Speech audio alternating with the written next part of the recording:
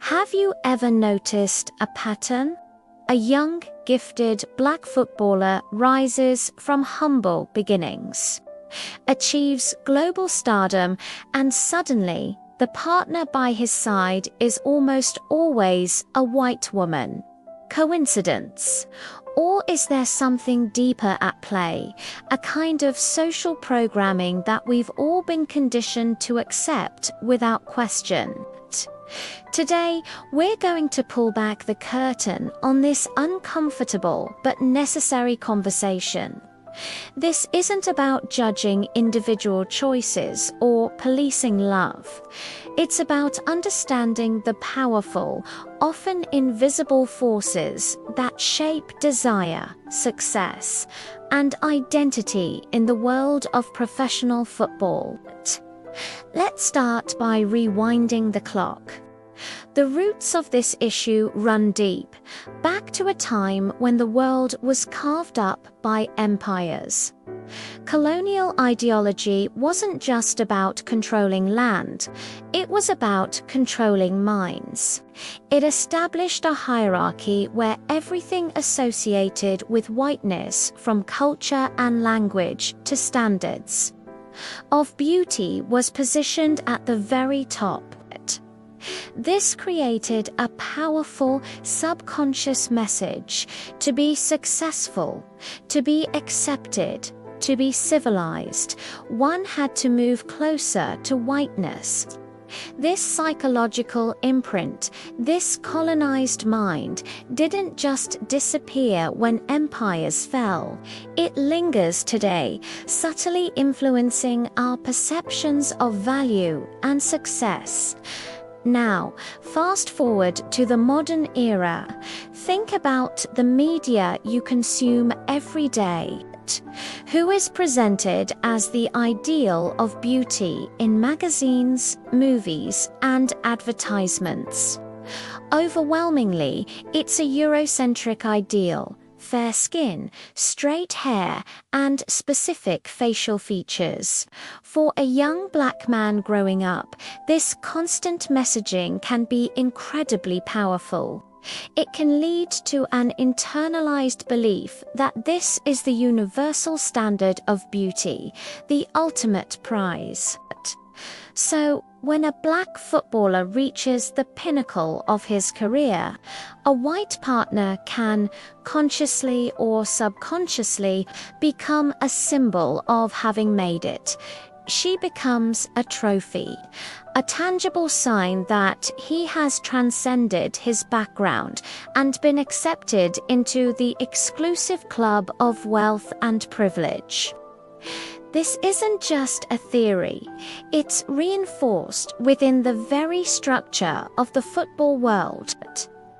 Think about the culture of high-end clubs, exclusive parties, and the circles that players move in once they become famous. These spaces are often predominantly white: the agents, the sponsors, the club owners, the media representatives. The entire ecosystem that surrounds a star player is often built on a foundation of white European culture. Players are immersed in an environment where proximity to whiteness is not just common, it's equated with power and influence. It becomes the norm, the expected path. A relationship with a white woman can feel like a natural, almost inevitable step in this new world. Sponsorships and media representation play a huge role too. A player's brand is carefully managed.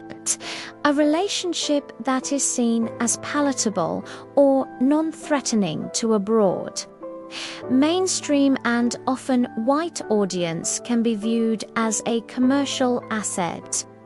The media often celebrates these interracial unions, portraying them as symbols of a post-racial society.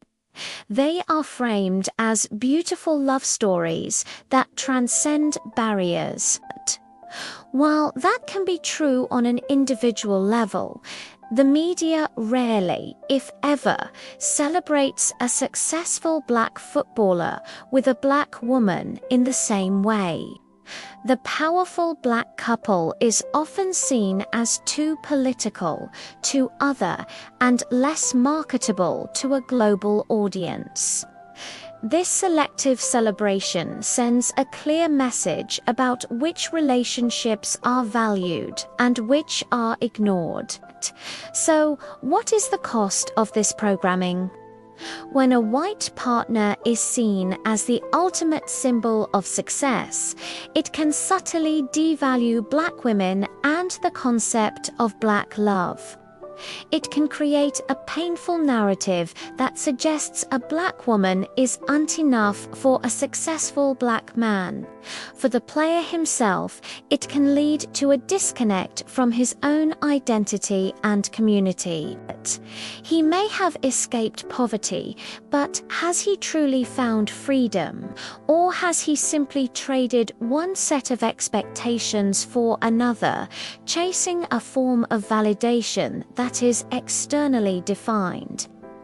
The pursuit of acceptance within a system that was never designed for you can be a lonely and hollow victory. It's crucial to understand that this is not an attack on interracial relationships. Love is a personal and beautiful thing, and people should be free to love whomever they choose without judgment. The real issue is the lack of choice when powerful, systemic pressures are guiding you toward a specific outcome. The problem is when preference is shaped by centuries of social engineering and media conditioning.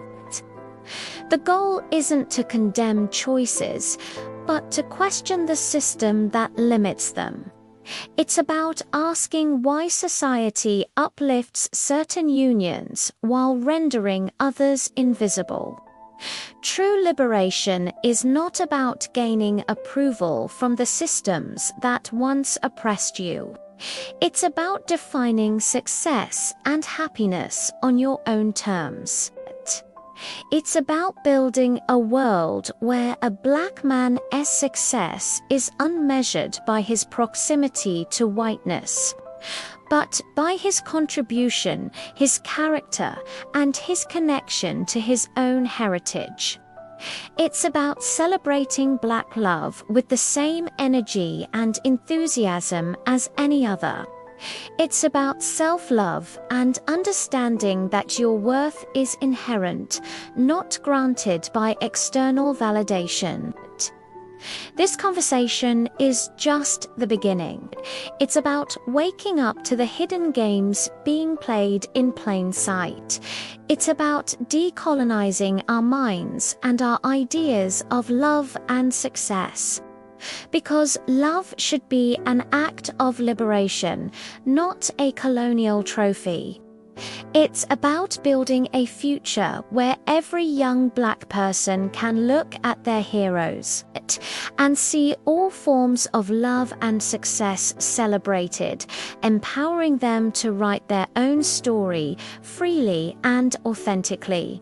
Thank you so much for watching and for being open to this important conversation. What are your thoughts on this? Let us know in the comments below. And if this video resonated with you, please give it a thumbs up and subscribe to the channel for more content that challenges the narrative. We'll see you in the next one.